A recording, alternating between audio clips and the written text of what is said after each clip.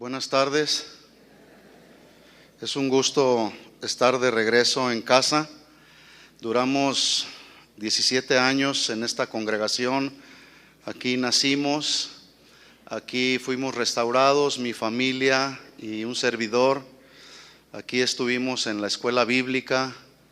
Aquí servimos al Señor y de aquí fuimos enviados hace ya casi 13 años. Estamos por cumplir 13 años que esta congregación nos envió como misioneros a levantar lo que hoy es Casa de Oración en la ciudad de Fontana, y que en la gracia y en la misericordia del Señor nos hemos ido extendiendo hacia otras localidades.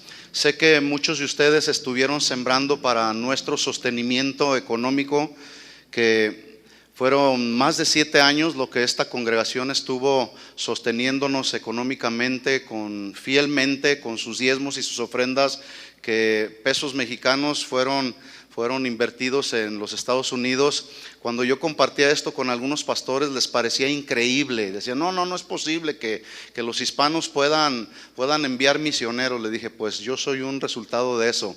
Así que quiero animarles a todos ustedes a que continúen siendo fieles con el apoyo misionero que ustedes dan para apoyar a otros misioneros en otras regiones, en otras localidades alrededor del mundo.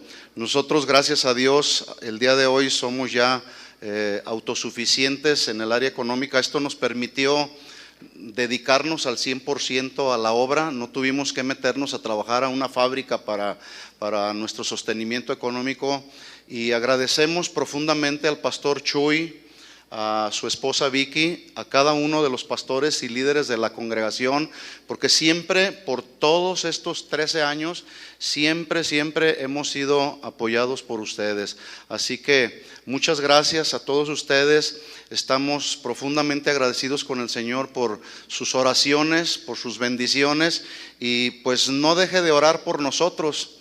El trabajo que Dios nos puso a hacer en un país pues muy materializado, es un trabajo que requiere pues mucha dedicación, pero ahí estamos. Dios nos ha puesto ahí y estamos contentos de estar en aquel lugar. Pero siempre es bueno regresar a casa y ver algunos de ustedes que todavía continúan en los caminos del Señor. Hace unos momentos me entregaron una fotografía aquí, y bueno, pues aquí todavía tenía pelo y lo tenía negro. Hoy tengo menos pelo y lo tengo todo blanco. Pero aquí esta fotografía que tiene, yo creo que ya unos mínimo 28 años, pues todavía tenía pelo negro. Pero bueno, estamos contentos y qué bueno que usted sigue fiel al Señor, porque Él siempre ha sido fiel. ¿De acuerdo? Bien, vamos a compartir entonces con ustedes la palabra. Quiero invitarle a que abra su Biblia en Santiago capítulo 1.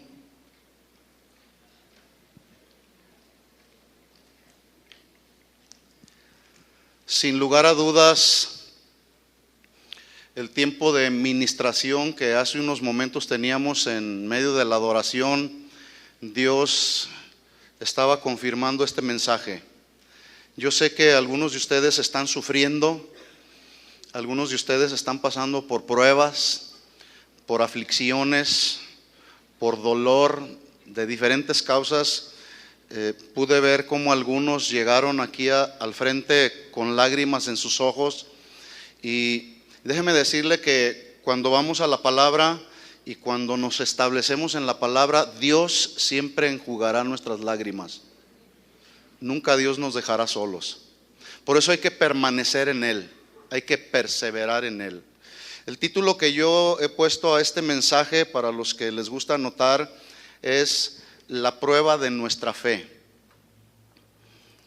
El día de hoy se nos ha vendido la idea de que los cristianos no deben de sufrir, que los cristianos no se deben de enfermar, que los cristianos no deben de padecer. Pero déjeme decirle que esto es una mera falacia. Porque ¿cuántos de los que están aquí sufren? ¿Cuántos de los que están aquí están enfermos? Bueno, es que Dios usa todas estas circunstancias difíciles en nuestra vida pues justamente para probar nuestra fe, no es de otra manera.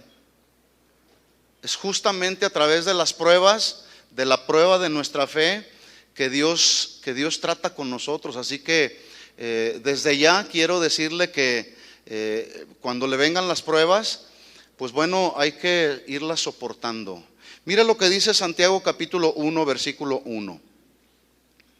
Dice: Santiago, siervo de Dios y del Señor Jesucristo, a las 12 tribus que están en la dispersión. ¿Qué era lo que estaba sucediendo? Los cristianos de aquel tiempo estaban siendo dispersados a muchas regiones, a muchas localidades.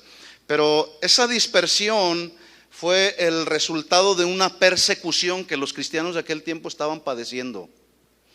Y cuando nosotros pensamos en persecución, a lo mejor pudiéramos pensar en una situación difícil que tú estás viviendo, pero la persecución que ellos estaban experimentando no se parece nada a lo que nosotros pudiéramos pensar como persecución. Dice el versículo 2, hablando Santiago, escribiendo Santiago, dice: hermanos míos, tened por sumo gozo cuando os halléis en diversas pruebas. Significa que esa dispersión por causa de la persecución había sido para ellos una prueba fuerte. Ahorita lo vamos a ver más adelante. Y luego el versículo 3 dice: sabiendo que la prueba de vuestra fe produce paciencia. Entonces, indudablemente que todos pasaremos por la prueba de la fe. Todos, sin lugar a dudas, todos pasaremos por la prueba de la fe. Pero el asunto no es las pruebas, el asunto es cómo reaccionamos ante las pruebas. Y Santiago nos da un buen consejo. Él dice: tengan por sumo gozo cuando se hallen en diversas pruebas, sabiendo que la prueba de vuestra fe produce paciencia. Hasta ahí leemos. Le quiero invitar a que oremos juntos. Y yo quiero pedirle que usted le diga al Señor: Señor, háblame al corazón. Que esta palabra quede bien sembrada en mi corazón. ¿Quiere hacerlo conmigo? Bien, oremos. Señor, gracias. Gracias por la bendición de estar reunidos como una misma familia, en un mismo espíritu, en una misma fe, en un mismo canto, Señor. Pero hoy queremos, Señor, también ser instruidos con tu palabra. Pedimos en el nombre de Jesús que tu gracia nos ayude, que tu Espíritu Santo nos dé la revelación que necesitamos recibir hoy para que el consejo de tu palabra caiga en tierra fértil y produzca a su tiempo fruto abundante. Señor, te pido que me des las palabras de sabiduría para hablar justamente con sabiduría, y que tu pueblo, Señor, pueda recibir esta palabra y que pueda ser bendición y edificación para sus vidas. En el nombre de Jesús te pedimos todo esto, Señor. Amén. Amén. El día de ayer, en el servicio de la tarde, estuve compartiendo un mensaje que tiene que ver con la importancia de que los verdaderos hijos de Dios, justo en este tiempo, manifestemos la realidad de nuestro cristianismo, no un cristianismo de mera apariencia. Y es que con el paso de los años me he encontrado con personas que se dicen cristianas, así lo pongo entre comillas, pero se dicen cristianos más por una mera ilusión que por una convicción de ser cristianos. Porque a los verdaderos hijos de Dios, a los que realmente hemos nacido de nuevo, nos vendrá la prueba de nuestra fe, nos guste o no nos guste. Y vuelvo a repetir lo que ya dije: el asunto no es en sí mismo las pruebas o las tentaciones que se nos presentan, sino cómo reaccionamos cuando éstas vienen. A algunos les viene la prueba de la fe, y por no estar bien fundamentados y bien parados en la roca que es Cristo, pues se deslizan en las cosas de este mundo. Pero es importante que entendamos que al ir edificando nuestra casa, hay que edificarla sobre la roca que es Cristo, de tal forma que cuando vengan los vientos, soplen las tempestades, nuestra casa permanecerá. Pero si tú estás construyendo tu vida cristiana en la arena o sobre la arena, Pues vendrán esos tiempos difíciles, esas pruebas, esas luchas o necesidades, y tu casa se va a derribar. Entonces la pregunta es, ¿en quién está fundamentada tu vida cristiana, tu cristianismo? Si es en Jesús, pues las pruebas van a venir y vas a permanecer. Si es en la arena, pues van a venir las pruebas y se va a derribar todo. Por lo tanto, entonces, mis hermanos, tenemos que saber qué hacer en las diferentes situaciones de la vida diaria que se nos presentan. Tenemos que saber cuál es el plan de Dios para mi familia, cuál es el plan de Dios para mi vida. Estamos iniciando un año y todos buscamos en la presencia del Señor hacer buenos propósitos, le hacemos promesas al Señor y le decimos: Señor, ahora sí te prometo que voy a ser un cristiano más dedicado, te voy a honrar con mi vida, etcétera, etcétera. Pero necesitamos también ir a la presencia de Dios y decirle: Señor, ¿cuál es tu voluntad para mi vida? ¿Cuál es tu voluntad para mi familia? ¿Cuál es tu plan para esta sociedad, para este país? ¿Qué es lo que tú demandas de nosotros como la iglesia de Jesucristo? Muchos viven un cristianismo tan ligero y tan de mera apariencia que no saben hacia dónde van.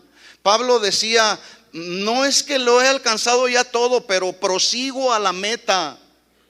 Es decir, Pablo tenía una meta. Pablo sabía hacia dónde se dirigía su vida.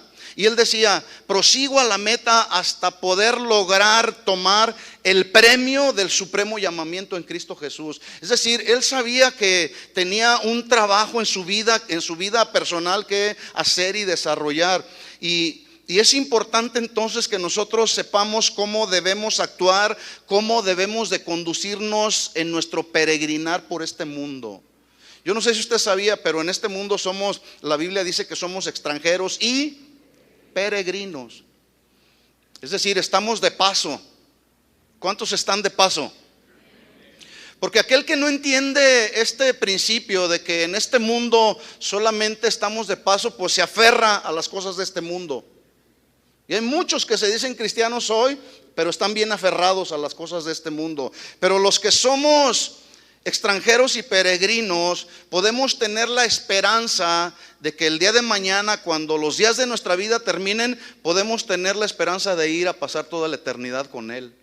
De hecho, el apóstol Juan, en su primera carta, en el capítulo 3 y el versículo 2, mire lo que dice, abra su Biblia ahí. Primera de Juan, capítulo 3, versículo 2.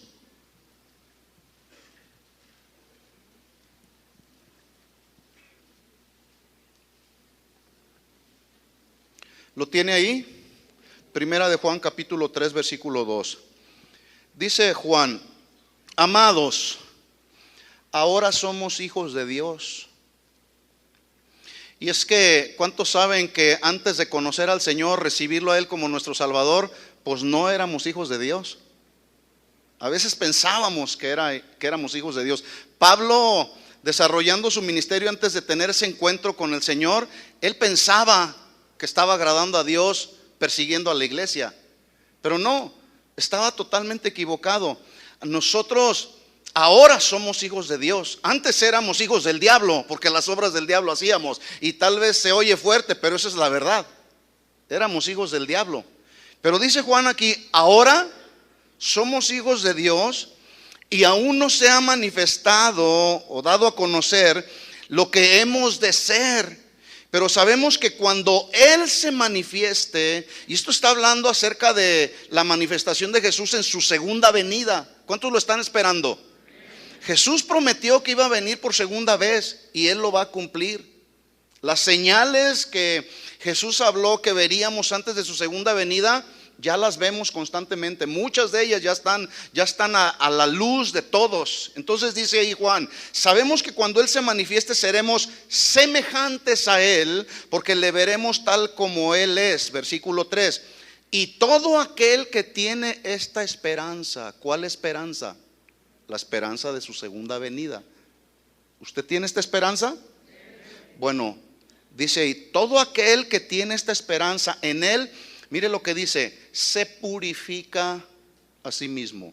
Esta expresión habla de una limpieza, de una purificación constante y continua que todos los verdaderos hijos de Dios necesitamos desarrollar cada día en nuestra vida. No es nada más el domingo cuando venimos a la iglesia, levantamos nuestras manos y le decimos al Señor: perdóname por todos los pecados que cometí durante esta semana y límpiame y purifícame. No, esta purificación y esta limpieza de nuestras conductas es todos los días, mis hermanos. Todos los días. Habla de una vida de santidad que usted y yo debemos desarrollar, si es que somos hijos de Dios nacidos de nuevo. Los que no son hijos de Dios, esos hoy les da lo mismo ir a la iglesia y salir de la iglesia y continuar viviendo un estilo de vida que realmente no honra a Dios, porque no conocen a Dios. Entonces dice: todo aquel que tiene esta esperanza se purifica a sí mismo, así como Él es puro y además Él es santo. Bueno, este versículo es clave porque la esperanza de todo creyente nacido de nuevo radica justamente en el regreso de Jesús por su iglesia, y esta esperanza que todos debemos de tener debe de marcar la diferencia en la conducta diaria de los verdaderos hijos de Dios. Es decir, si usted tiene 2 o 3 o 4, 5, 20 años que conoce al Señor, que recibió al Señor como su Señor y Salvador, pero se sigue comportando como una persona del mundo, usted no ha nacido de nuevo posiblemente. Pero los que tenemos la esperanza de que Él vendrá por una iglesia, y dice que vendrá por una iglesia sin mancha y sin arruga, pues nuestra conducta diaria de todos los días, 365 días del año, debe de ser una conducta de un verdadero hijo de Dios.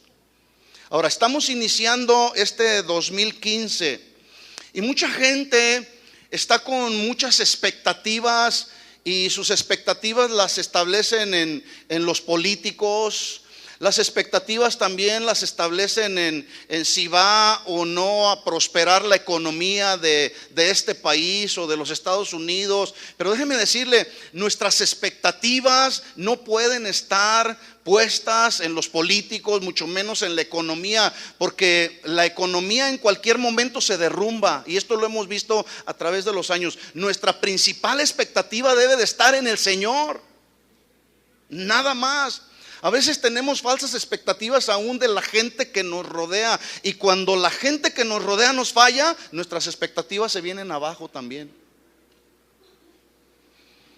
Bueno, en este 2015 yo creo que, y no es que sea una profecía, pero es que yo creo que continuaremos teniendo sorpresas por parte de aquellos que en algún tiempo se decían cristianos, así lo pongo nuevamente, o ministros del evangelio.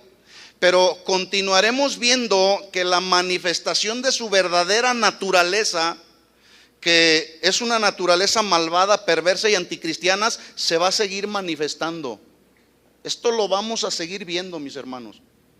En el capítulo 3 del libro no lo tiene que buscar, en Apocalipsis dice el mensaje a la iglesia de Sardis. Ellos decían: estamos vivos, pero en realidad estaban muertos. Es decir, ¿qué era lo que estaba sucediendo en la iglesia de Sardis? Que los que estaban ahí en la iglesia se decían que estaban vivos, pero con sus acciones eran de cristianos que realmente estaban muertos espiritualmente. El día de hoy sigue sucediendo lo mismo. Hay mucha gente en las congregaciones, pero están muertos espiritualmente. No hay esa vida del Espíritu que nos fortalece, que nos reanima, que nos lleva adelante a perseverar cuando estamos en medio de las pruebas. La vida del Espíritu nos va fortaleciendo, nos va llenando del Señor, para que cuando vienen esas pruebas, esas situaciones difíciles, usted y yo podemos perseverar y podemos seguir adelante en el camino que ya el Señor nos marcó en la vida cristiana.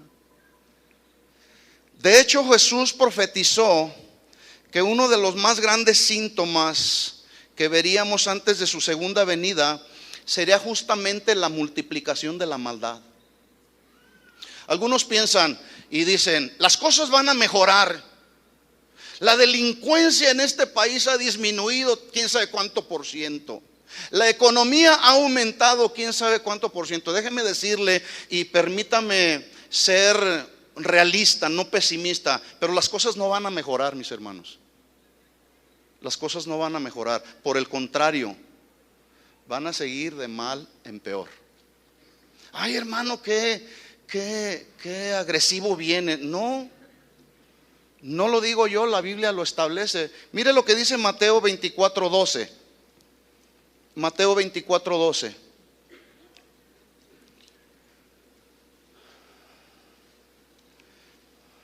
Palabras de Jesús. No lo digo yo, lo dijo Jesús. Lo profetizó hace más de 2000 años ya. Dice: y por haberse multiplicado la maldad, el amor de muchos, ¿qué? Se enfriará. Yo espero que no sea su caso.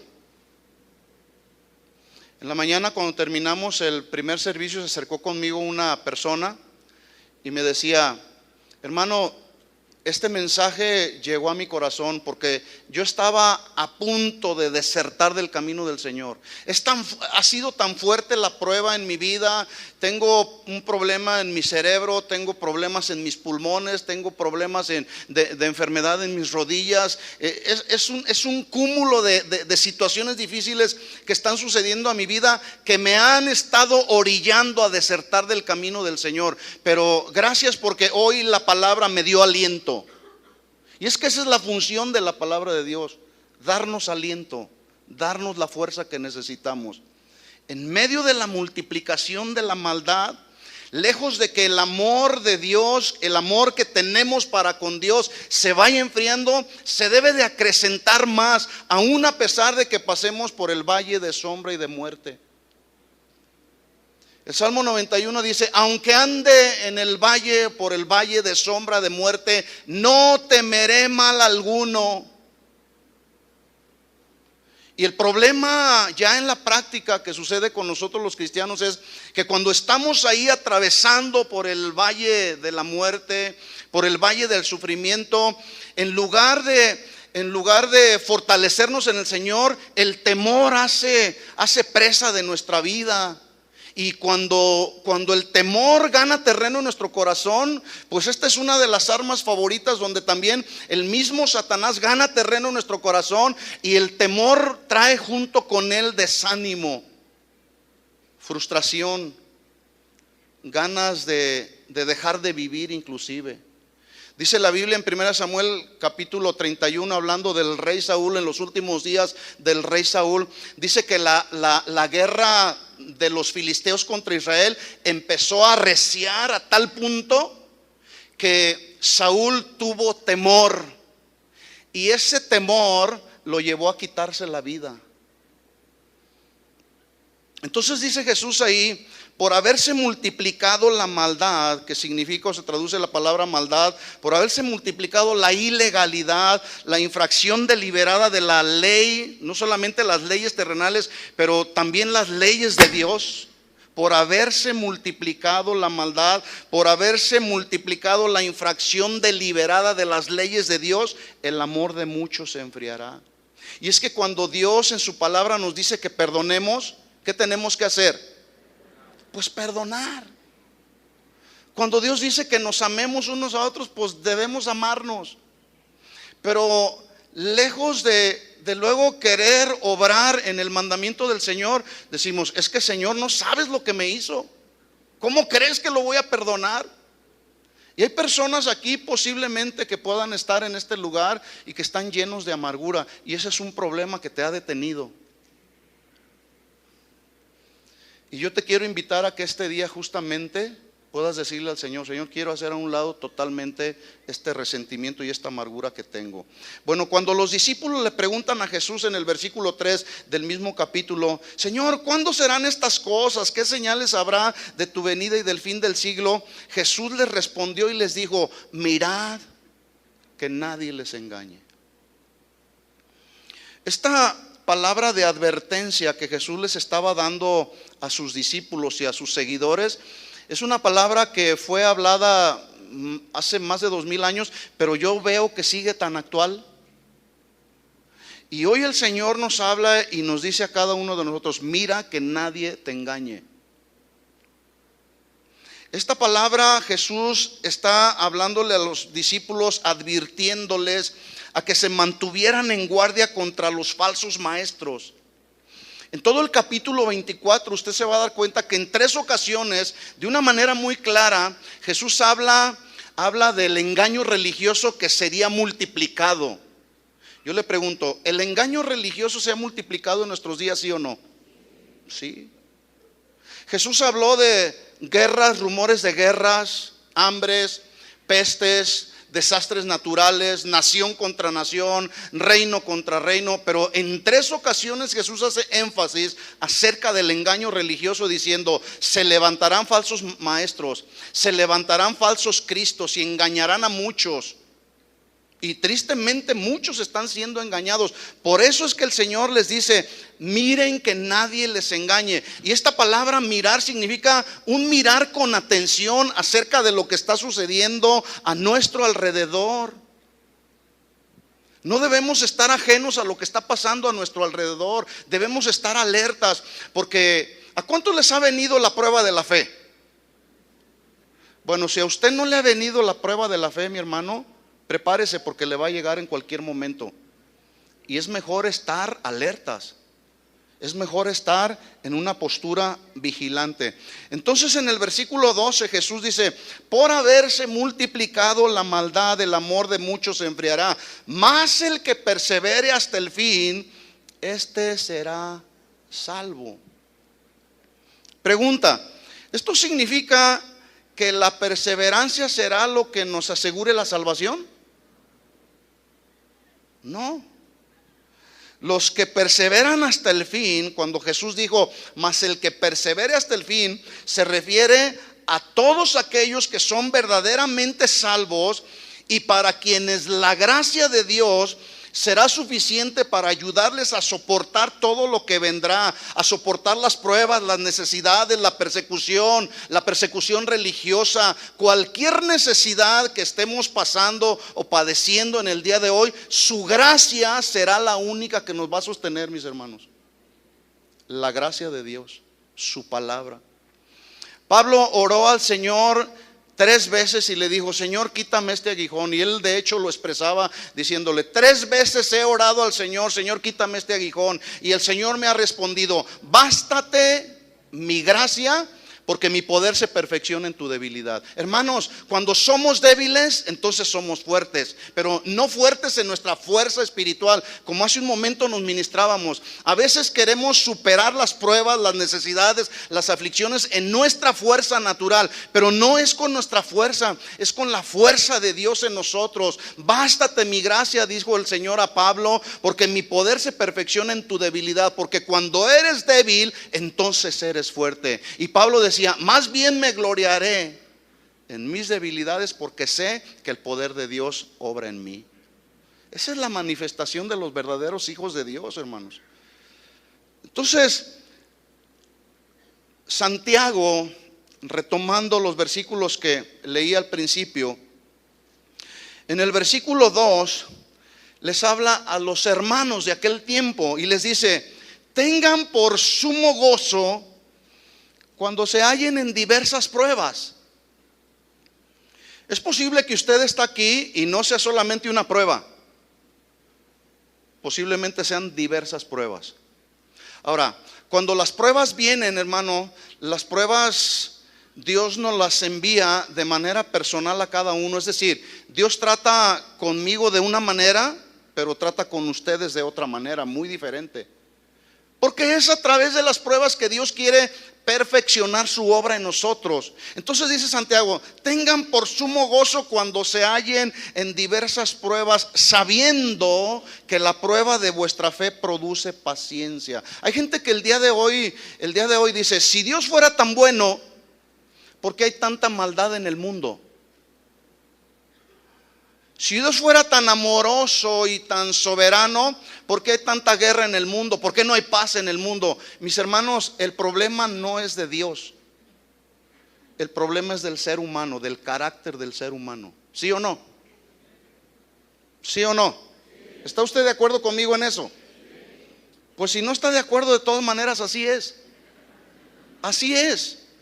Porque Dios es perfecto, Dios es inmutable, Él no cambia, Él es soberano, Él es bueno, Él es amoroso, porque todos estos son parte de los atributos de Dios. Pero Dios no ha cambiado. Dios sigue siendo el mismo ayer, hoy y por los siglos. Seguirá siendo el mismo. Repito, el problema radica en el carácter del ser humano, en el ser interior del ser humano.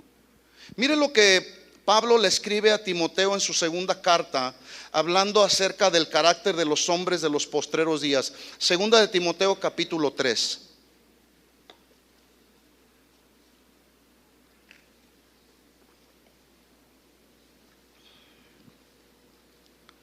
Segunda de Timoteo capítulo 3, versículo 1.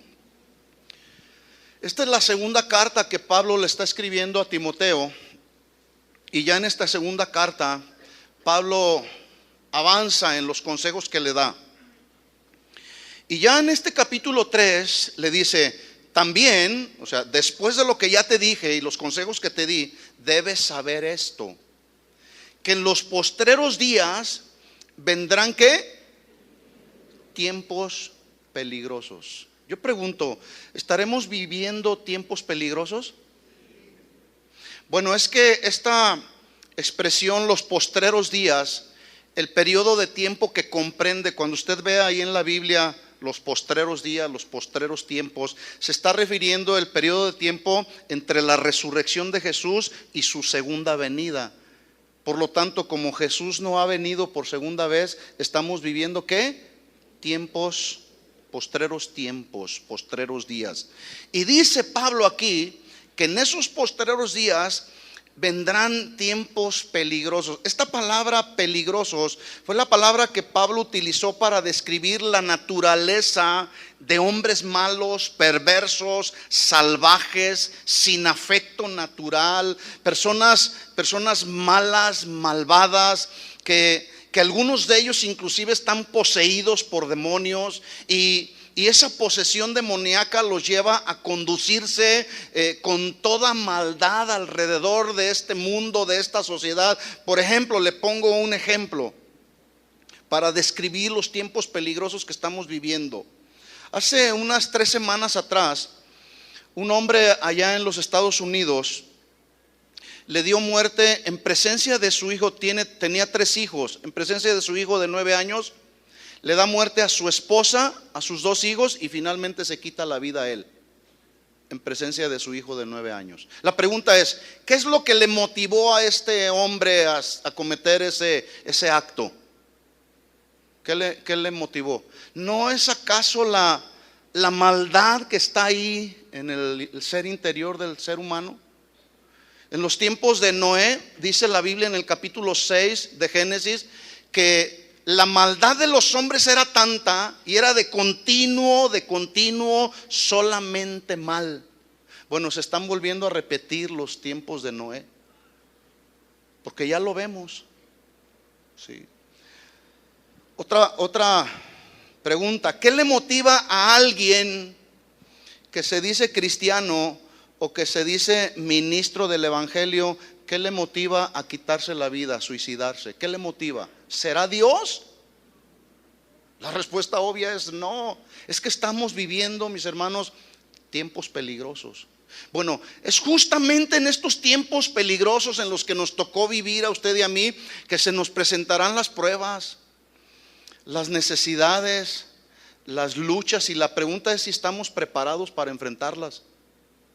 Y si usted no está preparado, hoy es un buen día para que usted inicie preparándose en el Señor para soportar todo lo que vendrá. Tiempos peligrosos, tiempo se refiere a épocas más que a un tiempo cronológico o a un tiempo de calendario como conocemos. Pero cuando Pablo estaba diciendo ahí que son tiempos o épocas, serían épocas peligrosas, salvajes, que en lugar de disminuir se irán incrementando con mayor frecuencia, con mayor severidad, mientras se aproxima cada vez más la segunda venida de Jesucristo. O sea, no van a disminuir esos tiempos, esas épocas. Piense usted, por ejemplo, hace 30 años atrás, cuando se veía que un jovencito llegaba a la secundaria con una pistola o con una metralleta y asesinaba a sus compañeros de escuela. ¿Cuándo se veía eso aquí en México?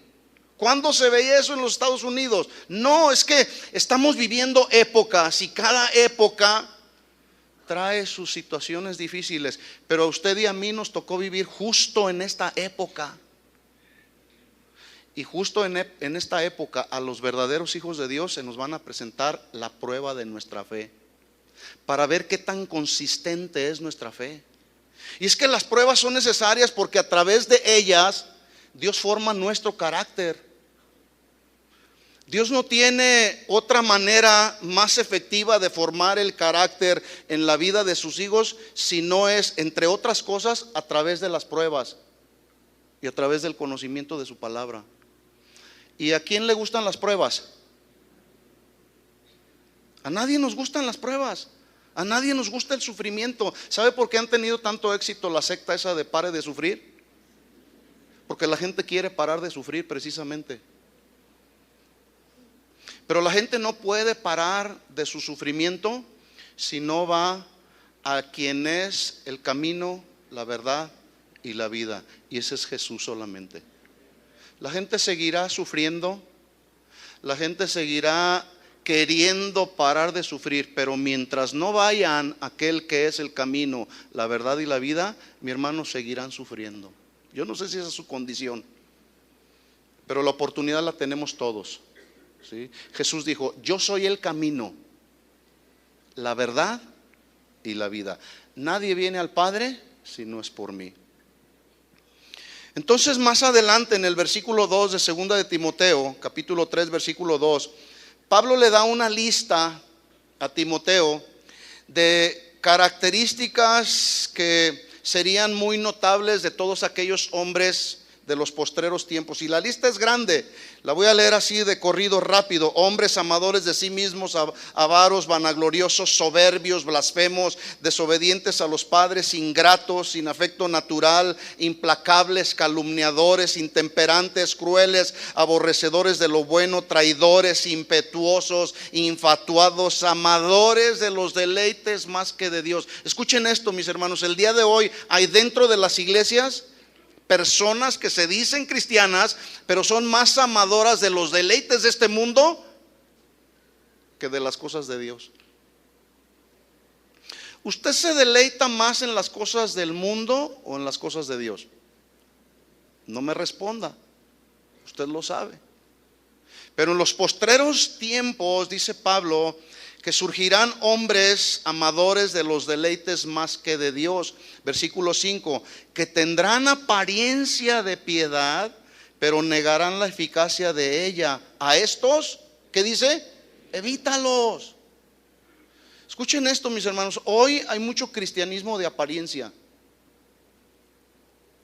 Y hay quienes saben que hay personas dentro de la iglesia que están viviendo un cristianismo de apariencia, y en lugar de evitarlos, son sus mejores amigos.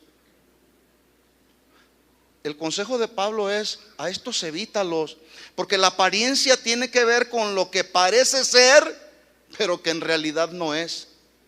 Parecen buenos cristianos, parecen buenos ministros, pero en realidad de ministros o de cristianos no tienen nada. Bueno, es justo en estos tiempos que los verdaderos hijos de Dios debemos de manifestar al mundo el carácter de Cristo que está siendo formado en nosotros. Pablo decía: hijitos míos, por quienes vuelvo a sufrir dolores de parto hasta que Cristo sea formado en ustedes. Otra versión dice: hasta que el carácter de Cristo sea formado en ustedes. Y mire usted cómo lo pone San Pablo. Él da una analogía y da una figura ahí de la mujer que está a punto de dar a luz. Y cuando la mujer está a punto de dar a luz, los dolores son cada vez más intensos, no disminuyen, sino que son cada vez más intensos. ¿Sí o no, mujeres? Y Pablo dice: vuelvo a sufrir esos dolores. Estoy tratando de experimentar esos dolores como la mujer que está a punto de dar a luz, con el fin de que el carácter de Cristo sea formado en ustedes. Y Pablo tenía muy clara su tarea. Pablo se dedicó en cuerpo y alma a ayudar a la iglesia, a todos aquellos que él atrajo a los pies de Cristo a través de la predicación del evangelio. Su tarea la tenía muy clara y muy específica: formar el carácter de Cristo en la iglesia. Esa debe de ser una de las labores principales de nosotros los pastores, que el carácter de Cristo sea formado en cada uno de los hijos de Dios, todos aquellos que forman parte de la familia de Dios. El carácter de Cristo debe de ir siendo formado en nosotros. Y escúcheme esto: para que el carácter de Cristo vaya siendo formado en nosotros, se requiere de pruebas, de sufrimiento, de dolor. Pero no nos gusta sufrir, no nos gustan las pruebas. Cuando todo está bien a nuestro alrededor, cuando no falta nada, pues nos sentimos victoriosos. Y yo me encuentro con personas que luego les pregunto: hermano, ¿cómo estás? En victoria. Pero luego le viene la prueba: hermano, ¿cómo estás? En derrota.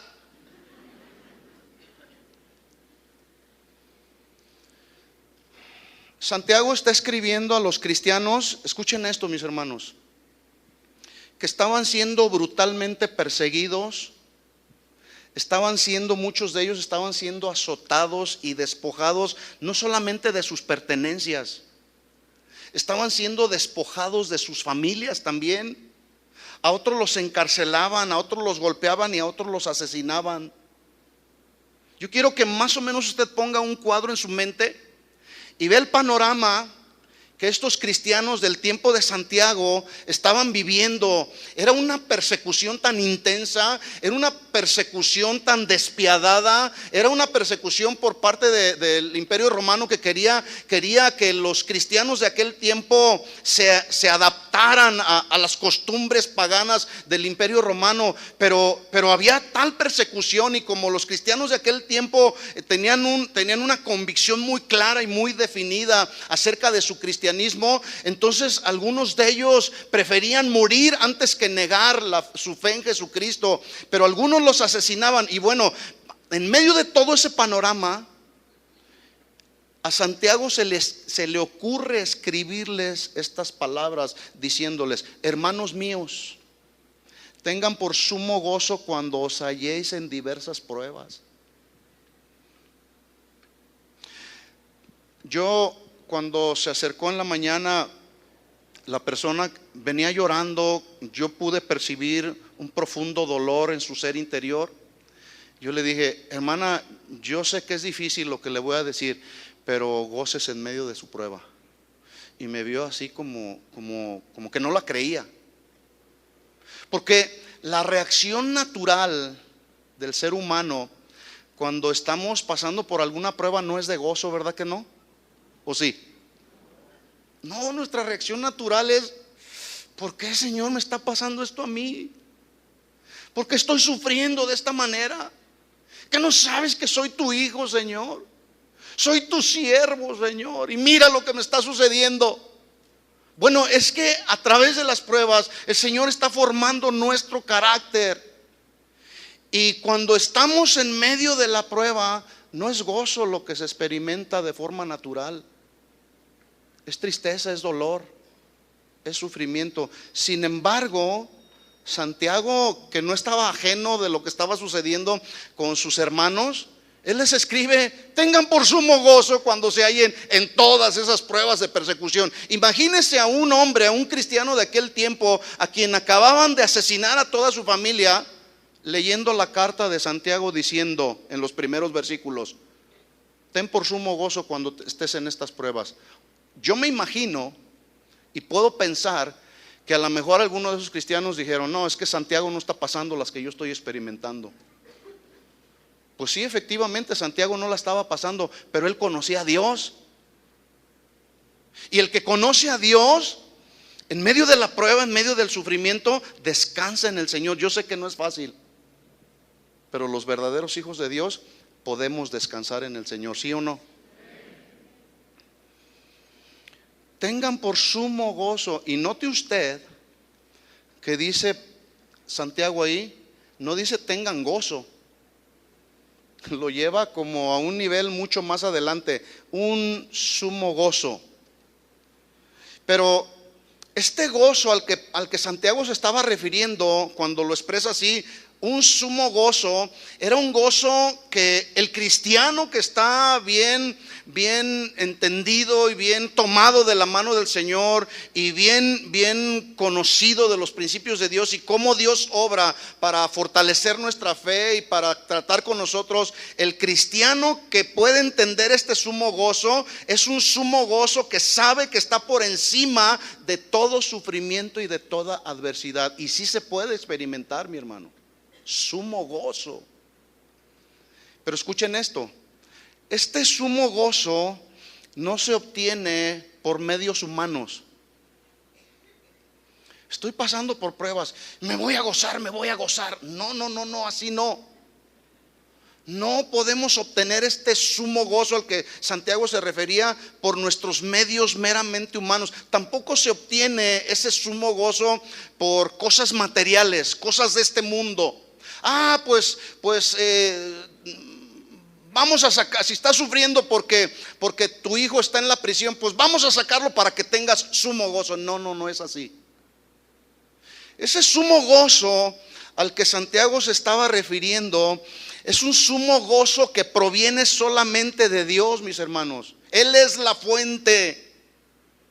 Ese sumo gozo no lo puedes encontrar en la tienda de la esquina. Ese sumo gozo se encuentra solamente entrando en la presencia de Dios, mis hermanos. Solamente ahí. ¿Cuándo es cuando podemos acceder a ese sumo gozo en la presencia del Señor? Justamente cuando estamos pasando y atravesando por la prueba de nuestra fe, por las necesidades, por el sufrimiento. El salmista dijo: en tu presencia hay plenitud de gozo. Y luego añade diciendo: y delicias a tu diestra. De tal forma, mis hermanos, que cuando estamos pasando y atravesando por las situaciones que muchos de ustedes están atravesando el día de hoy, el consejo que nos da la palabra de Dios a través de Santiago es: hermanos míos, tengan por sumo gozo ahora que se encuentran en diversas pruebas, porque ahí en la presencia del Señor hay plenitud de gozo y hay delicias a su diestra. Es decir, todas las cosas con las que un hijo de Dios se puede deleitar están a la diestra de Dios, pero necesitamos ir a la presencia de Dios. Ese sumo gozo no lo vas a encontrar metido ahí en el Facebook o en la televisión viendo las novelas. Ese sumo gozo lo vamos a encontrar entrando a la presencia de Dios y diciéndole: Señor, estoy pasando y atravesando por el valle de sombra y de muerte. Me encuentro como en un desierto. ¿Qué hay en un desierto? Nada. Hay un intenso calor, un insoportable calor. Hay desgaste físico. Yo no sé si alguna ocasión usted ha estado en medio del desierto. Yo nunca, ni quisiera estar. Pero hay ocasiones en que Dios nos mete de manera figurada a nuestros desiertos. Pero escúcheme esto: cuando Dios nos pone en medio de un desierto es para probar nuestro corazón. Pero no es que Dios es malo, no es que Dios nos quiere destruir, es que Dios quiere formar en nosotros su carácter, mis hermanos. ¿Se acuerda cuando el pueblo de Israel está sufriendo la esclavitud por parte del faraón allá en Egipto? Y dice el capítulo 3 que Dios tuvo a bien llamar a Moisés. El capítulo 3 de Éxodo dice que tuvo a bien llamar a Moisés, y lo llama de en medio de una zarza. Y le dice Dios a Moisés: te he escogido para que vayas a sacar a mi pueblo de la esclavitud en la que está viviendo. Pero luego le dice lo siguiente, dice: porque he visto la aflicción de mi pueblo, he oído el clamor de mi pueblo, y tercero, he descendido para librarlos de la mano de Faraón. Escuchen esto, mis hermanos: cuando estamos pasando por sufrimiento, por dolor, por aflicción, Él ve nuestra aflicción porque Él es soberano, porque Él es omnisciente, Él conoce todo. Él ve nuestra necesidad, Él ve nuestra aflicción, pero también Él oye nuestro clamor. No oye nuestros reclamos, Él oye nuestro clamor. Porque a Dios se le clama, no a Dios se le reclama, ¿verdad que no? ¿Cuántos claman a Dios? Bueno, cuando clamamos a Dios, Él nos escucha. Entonces dice: He visto la aflicción de mi pueblo, he oído el clamor de mi pueblo y he descendido para librar a mi pueblo. Pregunta: ¿Dios liberó al pueblo de la esclavitud de Israel, sí o no? Sí. Y qué interesante está el asunto, que una vez que el Señor libera al pueblo de Israel de la esclavitud, ¿a dónde cree que lo llevó? ¿Directamente a la tierra prometida sin escalas? No, tuvieron que hacer una escala. ¿Sabe usted dónde? Justo en el desierto.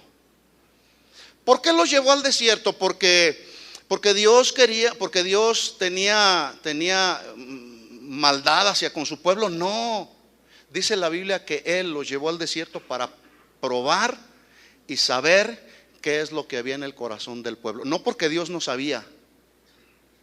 Vuelvo a repetir, Dios lo sabe todo y Dios conoce todo de nosotros. Dios llevó al pueblo de Israel para saber qué es lo que había en su corazón, pero más importante era que el pueblo de Israel, estando ahí en medio del desierto, se dieran cuenta de su condición idólatra, rebelde. Y cuando usted estudia la historia del pueblo de Israel, se va a dar cuenta que una tras otra y tras otra vez el pueblo de Israel fue rebelde. El pueblo de Israel no dejó de ser idólatra. De hecho, la primera generación que salió con Moisés, ellos no vieron la tierra prometida, sino hasta la segunda generación, que fue ya comandada por Josué, fue que vieron ellos la tierra prometida. Todo lo que Dios les había prometido, Dios lo cumplió. Pero el destino final del pueblo de Israel no era el desierto. El destino final del pueblo de Israel, de todas las generaciones, era la tierra prometida. ¿Sí o no? Bueno, escuchen esto: nuestro destino final no está en este mundo ni en los desiertos que atravesamos. Nuestro destino final está en la presencia de Dios. Pero aquí estamos por este tiempo como extranjeros y peregrinos. Y seguiremos experimentando sufrimiento, y seguiremos experimentando dolor, seguiremos experimentando necesidades. Pero escuchen, ahí en medio de nuestros desiertos, de nuestras necesidades, el Señor siempre va a proveer para nosotros, como lo hizo con el pueblo de Israel. Descendió maná del cielo, alimento que ellos no conocían, alimento que ellos nunca habían visto. Dios lo proveyó en medio del desierto. Y en medio de nuestros desiertos, mis hermanos, Dios siempre va a proveer lo que nuestra vida necesita. Por lo tanto, es interesante entonces que atendamos al consejo de Santiago.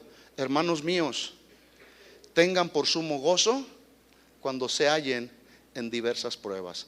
¿Cuántos tienen pruebas? Levanten la mano. Y Chava decía algo interesante. Si su prueba es una prueba tan fuerte, tan adversa, venga hasta el frente. Todas las pruebas son pruebas, de mayor o menor intensidad, pero todos somos probados. Pero en medio de la prueba, Dios provee para nuestra necesidad. ¿Cuántos tienen pruebas? Levanten la mano. Yo le voy a decir, lo único que le puedo decir es lo que dice la Biblia a través de Santiago. Gózate, ten por sumo gozo mientras estás experimentando esas pruebas. A lo mejor usted pensará: se me hace que tú no estás pasando las pruebas que yo paso. Se me hace que tú no tienes las necesidades que yo tengo. Se me hace que tú no tienes los problemas que yo tengo. Si quiere, los cambiamos.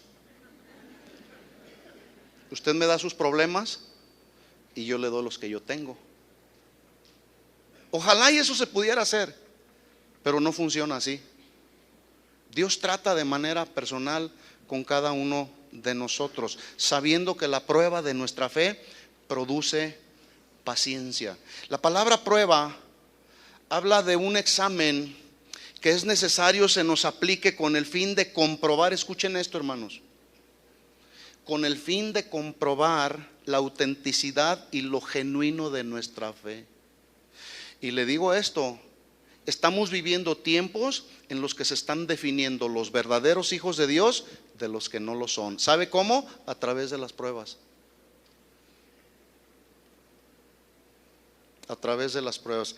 Resulta que entonces la aplicación de ese examen consiste pues en la presencia de diversas pruebas y tentaciones, porque yo no sé si usted sabía, pero cristianismo real, puro, verdadero, cristianismo no significa ausencia de problemas o de pruebas o de tentaciones. Y le repito lo que decía al principio, se nos ha vendido la idea y muchos predicadores están diciendo el día de hoy: ven a Cristo y tus problemas se te van a terminar. ¿A cuántos se les terminaron los problemas?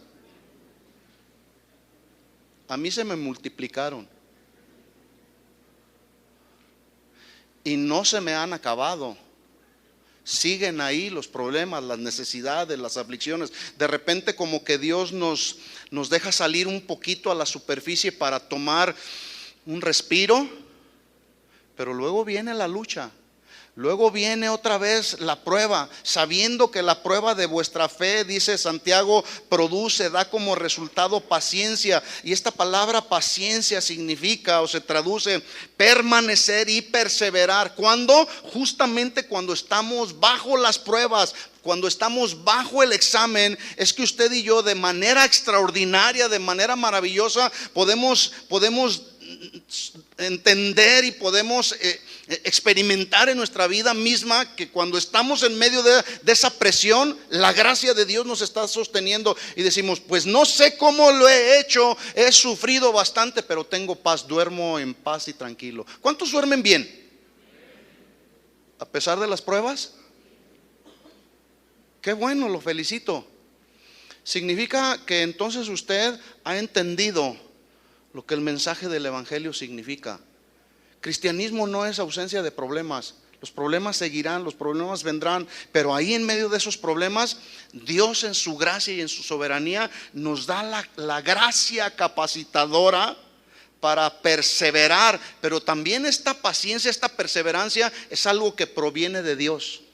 Por lo tanto tenemos que ir ahí a la presencia de Dios y ahí humillarnos y ahí rendir todo nuestro ser y decirle: Señor, yo quise tratar de superar esta prueba y esta necesidad en mis fuerzas, pero estoy desgastado completamente. Y el Señor nos dice: pues ahí era donde quería que estuvieras, para entonces que puedas ver la manifestación de mi gracia.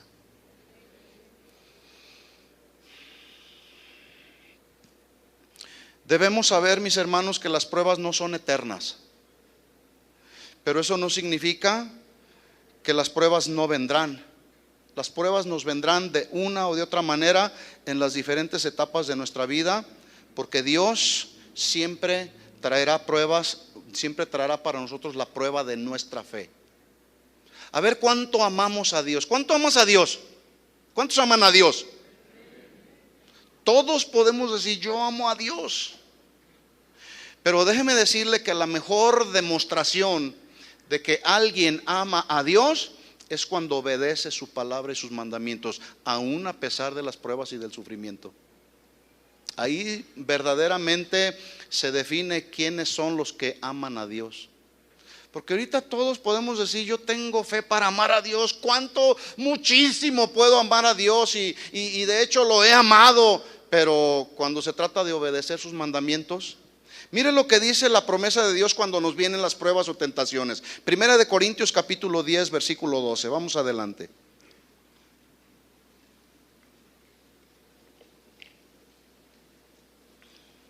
¿Está aprendiendo algo? ¿O ya me callo?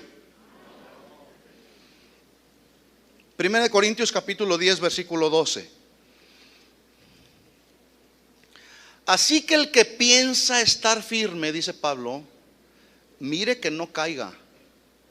Esta palabra mirar es la misma palabra que Jesús dijo: mirad que nadie les engañe. Un mirar con atención. ¿Piensas estar firme en los caminos del Señor? Mira, mantente vigilante en tu vida misma, en tu conducta misma. No cuando estamos reunidos. Nuestro mirar justamente cuando nadie está con nosotros, cuando estamos solos. ¿Qué haces? ¿Qué hacemos cuando nadie nos está viendo? O pensamos que nadie nos ve. ¿Qué hacemos? Dice: ¿piensas estar firme? Mira que no caiga. Versículo 13. Porque no nos ha sobrevenido ninguna tentación que no sea humana. Es decir, las tentaciones nos van a venir a todos. Las tentaciones son inevitables. El asunto es cómo reaccionamos cuando la tentación viene. Algunos dicen, pues bueno, cuando se les presenta la tentación, ¿a quién le dan pan que llore? Y ese pan que llora los ha hecho llorar y sufrir a muchos cuando se les ha presentado la tentación. No nos ha sobrevenido ninguna tentación que no sea humana, pero escuche lo que dice: pero fiel es Dios, que no nos dejará ser tentados más de lo que podáis resistir, sino que dará también juntamente con la tentación la salida para que podáis soportar. Así que ese asunto de que a quien le dan pan que llore es mentira del diablo. No es cierto. Porque siempre Dios nos va a dar una salida. Siempre. Porque luego de repente se descubre al hombre que cayó en pecado de adulterio y le preguntas, ¿qué pasó? Pues las cosas se dieron. No. Siempre Dios nos va a dar una salida cuando se presenta la tentación. Y la prueba, nomás por mencionar un personaje en la Biblia, la tenemos en José el soñador. José tuvo la oportunidad de poder haber tenido relaciones sexuales con la esposa de Potifar, que lo asediaba, constantemente estaba ahí y quería tener relaciones sexuales con él. Y el día que tuvo la oportunidad, que se le presentó la oportunidad a José, ¿qué hizo José? ¿A quién le dan pan que llore? No, él huyó. Él decidió en su corazón honrar a Dios con su vida. Esos son los verdaderos hijos de Dios, mis hermanos. El que no es hijo de Dios, ese le da rienda suelta a los deseos de la carne y se deleita con eso. ¿Sí?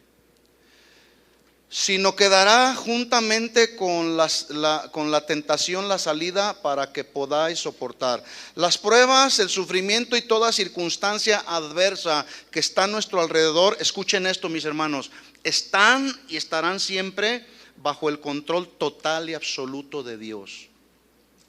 Si es que eres un hijo de Dios, Dios tendrá el control de todo en tu vida.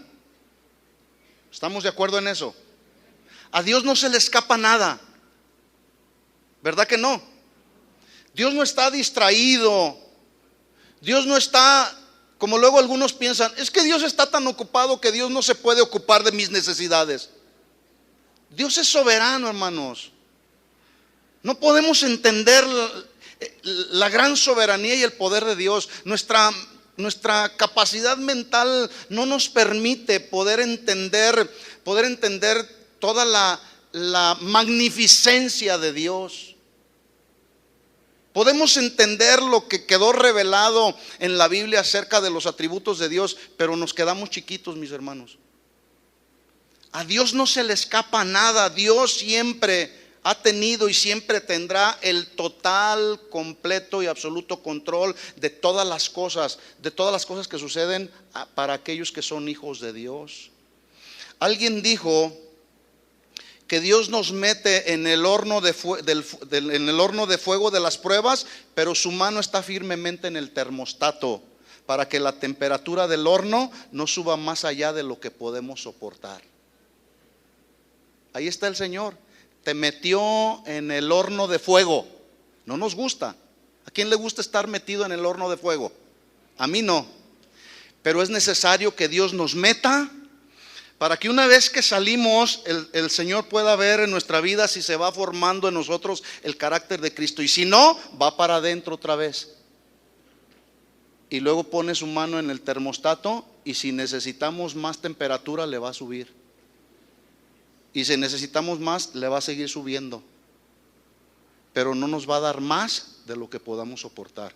Él tiene en control todas las cosas, mis hermanos. Él tiene en control todas las cosas. Y en eso, usted y yo necesitamos descansar. En eso, usted y yo necesitamos experimentar la paz que sobrepasa el entendimiento humano. Yo no sé si usted se ha dado cuenta, pero hay personas, yo he visto personas que están padeciendo, están sufriendo asuntos tan adversos como puede ser un ser querido desahuciado por la ciencia, pero usted los ve con una paz que sobrepasa justamente el entendimiento humano. Esa paz, mis hermanos, se obtiene justamente ahí en la presencia del Señor. Cuando estamos en medio de los desiertos de la vida, ahí en medio de los desiertos de la vida empiezan a brotar esas fuentes de agua viva, fuentes de aguas de la palabra de Dios. Y la fuente del agua de la palabra de Dios, escuchen, no se va a agotar, hermanos. Siempre Dios nos dará una palabra de aliento. Yo soy el Señor de tu vida. Como le dijo a Josué, yo estaré contigo. Así como estuve con Moisés, estaré contigo. No te dejaré, no te desampararé. Esfuérzate y sé valiente. Y déjeme decirle, cuando el Señor le dice a Josué, esfuérzate y sé valiente, no le estaba diciendo que esa fuerza que tenía que obtener y esa valentía que tenía que obtener no era para conquistar la tierra prometida. Ese esfuerzo y sé valiente era enfocado a obedecer los mandamientos y las instrucciones de Dios. Esfuérzate y sé valiente en obedecerme todas las instrucciones que yo te daré, porque si tú me obedeces en todas las instrucciones que yo te daré, entonces podrás conquistar la tierra que yo les prometí. No sé si me di a entender. Pero a veces el Señor nos dice, obedéceme. Señor, es que no sabes el sufrimiento que estoy teniendo. ¿Por qué me has desamparado, Señor? Escúcheme esto, mi hermano. Job tenía muchas razones para haber renegado de Dios. Job tenía muchas razones para haber cuestionado a Dios. Job tuvo muchas razones para haberse deprimido y después de haberse deprimido quitarse la vida. Pero ¿sabe? No lo hizo. Usted puede leer en el primer capítulo del libro de Job y usted se va a dar cuenta el sufrimiento tan tremendo que Job experimentó. Perdió su familia,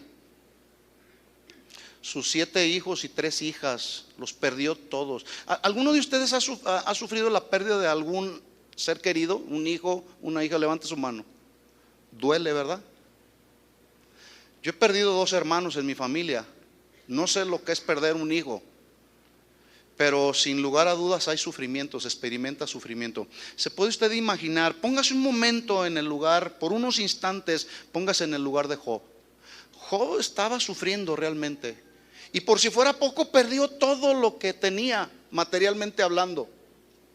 Tenía muchas razones para haber renegado contra Dios. Tenía muchas razones para haberse deprimido, pero no lo hizo. En los últimos versículos dice Job, desnudo salí del vientre de mi madre y desnudo volveré. Jehová dio, Jehová quitó, sea el nombre de Jehová bendito. ¿Cuántos pudieran orar de esa manera en medio del sufrimiento? ¿De veras? Ahora, ¿significa esto que Job tenía influencias con Dios? ¿O que era un hijo predilecto de Dios? No, el secreto lo encontramos en el primer versículo del capítulo 1. Dice la Biblia que Job era un hombre, mire las cualidades que menciona, por lo menos menciona 4. Dice, era un hombre perfecto, en el sentido de madurez, conocía a Dios completo, era perfecto, era recto en todo lo que hacía, porque él sabía que Dios lo estaba viendo, su vida requería de rectitud. Era recto, perfecto, recto, temeroso de Dios. Y no es que le tenía miedo a Dios, es que honraba a Dios con su vida. Temeroso de Dios. Y número 4, apartado del mal. Todo lo que tenía que ver con la maldad, él decía, no, esto no me conviene, soy un hijo de Dios. Qué carácter y qué vida de los verdaderos hijos de Dios. Ahora, ¿significa que Job tiene un espíritu diferente al que nosotros tenemos? No. Tan Job era hijo de Dios como usted y yo somos hijos de Dios. El problema a veces es que no queremos ser rectos delante de Dios, ni temerosos delante de Dios, y tampoco queremos apartarnos del mal.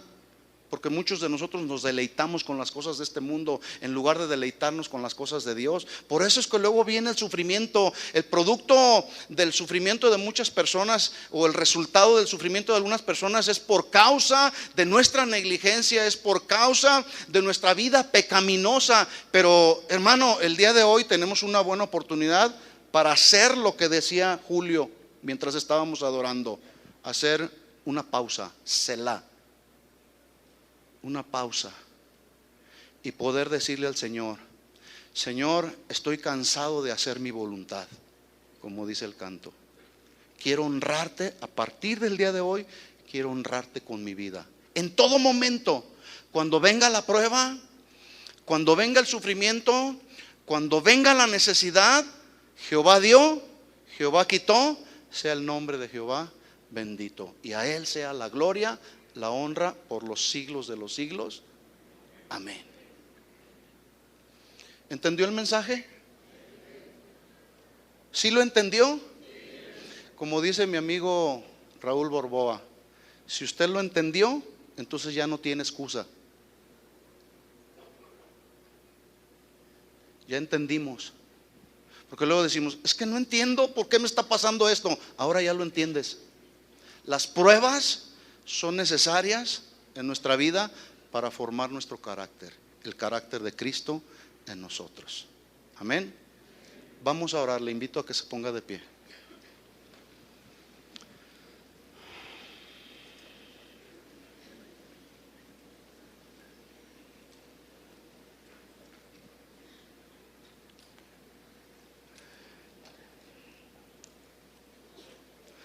Y yo quisiera que una vez más, yo sé que oramos por aquellos que están pasando por un sufrimiento y un tiempo de adversidad, un tiempo de desierto. Establécete ahí en la presencia del Señor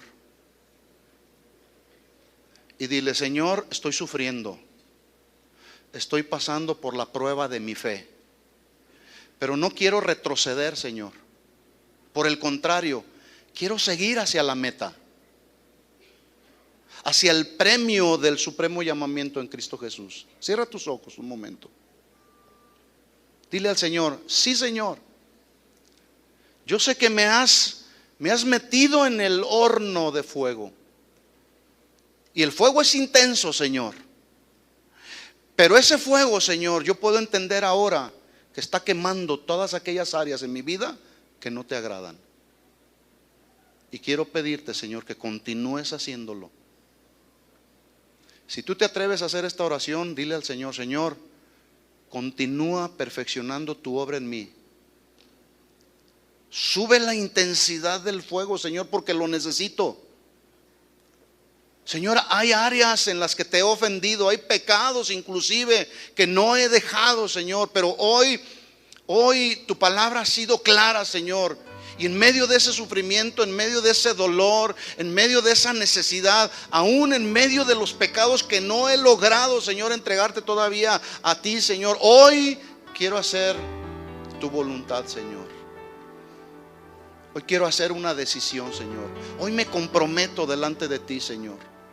Me comprometo a serte fiel, así como tú eres fiel, Señor, y lo has sido fiel ayer, hoy y por los siglos seguirás siendo fiel, porque tú eres el mismo ayer, hoy y por los siglos. Tú eres el alfa, tú eres la omega, eres el principio, eres el fin. Tú no cambias, Señor. Y porque tú no cambias, yo quiero agarrarme de ti, Señor, de tu mano. No me sueltes de tu mano, Señor. Yo quiero pedirte que en estos momentos extiendas tu mano de la fe. Y así como aquella mujer que por 12 años experimentó un flujo de sangre día tras día, los 365 días del año, por 24 horas, esta mujer fluyendo fluyendo en esa hemorragia constante y continua, flujo de sangre, se debilitaba, lloraba, sufría, era desechada por la sociedad. Pero esta mujer llegó el momento en que vio a Jesús, y ella tuvo la convicción ahí profundamente en su corazón, y ella dijo: si tan solamente puedo tocar el borde del manto de Jesús, seré salva. Extiende tu mano de la fe y dile al Señor: Señor, quiero alcanzar el borde de tu manto. quiero honrarte con mi vida, Señor. Y si tú continúas manteniéndome en el fuego de la prueba, Señor, provee para mí de tu gracia. Que tu gracia me baste, Señor. Aquí están nuestras necesidades, Señor, las ponemos delante de ti. Hoy renunciamos a seguir, Señor, a seguir tratando de resolver nuestros problemas y necesidades en nuestra fuerza humana. Hoy decidimos abandonarnos a ti, Señor, establecernos en el centro de tu voluntad y en el centro de lo que dice tu palabra. Hermanos míos, gozaos cuando os halléis en diversas pruebas. Hermanos míos, tengan por sumo gozo cuando se hallen en diversas pruebas, sabiendo que la prueba de vuestra fe produce paciencia. Señor, danos esa capacidad para perseverar. Ayúdanos a resistir en medio de la prueba, Señor. Aquí está nuestra vida, aquí están nuestras manos alzadas a ti, Señor. Nos rendimos completamente a ti, Señor, en el nombre de Jesús. Nos humillamos bajo tu poderosa mano, Señor, y pedimos que tú continúes perfeccionando tu obra en nosotros. Queremos que mientras tú vienes, queremos cada día ser semejantes a ti, Señor, porque cuando tú regreses, Señor, vendrás por esa iglesia sin mancha y sin arruga, Señor. Y es ahí, en aquellas moradas que tú fuiste a preparar para nosotros, donde queremos estar, Señor. Ayúdanos, Señor. Yo te pido en el nombre de Jesús que fortalezcas la vida de cada uno de mis hermanos que están atravesando por el horno de fuego y de prueba, Señor. Fortalece su vida en el nombre de Jesús. En el nombre de Jesús, que así sea, Señor. Amén y amén. Gracias, Señor. Aleluya. A ti la gloria, Señor. A ti la gloria, Señor. Gracias. Gracias, Señor. Que Dios les bendiga a todos.